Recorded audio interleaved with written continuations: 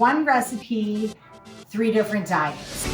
I have 3 heads of broccoli that I have cut into florets, and I'm going to blanch and shock these in salty boiling water. I'm making this ice water. And a little Chef Ann secret, I add some salt to my shocking water. This will keep our broccoli really nicely seasoned. All right, broccoli back at a rolling boil. We're gonna plunge this immediately into salted ice water. We have 3/4 of a cup of almonds that I toasted in the oven till they're nice and brown. About 5 minutes on 350 degrees. 3 cloves of garlic skewers.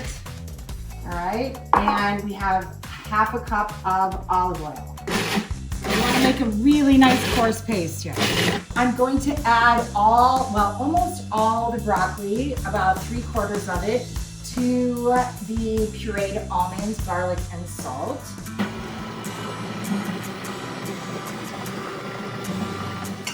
At this point, for our people who are vegan, we're going to take out some of this broccoli puree and put it right into a little saute pan. For our regulars, as we're calling them, well, sort of regulars, we're gonna add 1/2 cup of grated Parmesan cheese, so go ahead and puree a little bit more. And I'm going to drop my pasta.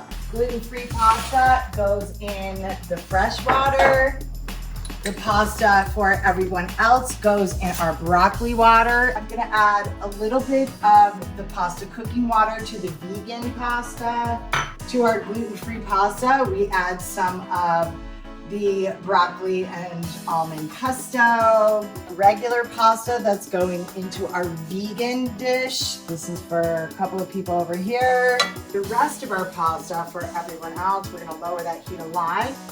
We're gonna stir that in with a little bit of our pasta cooking water. All right, stir that in. Everybody nice and combined.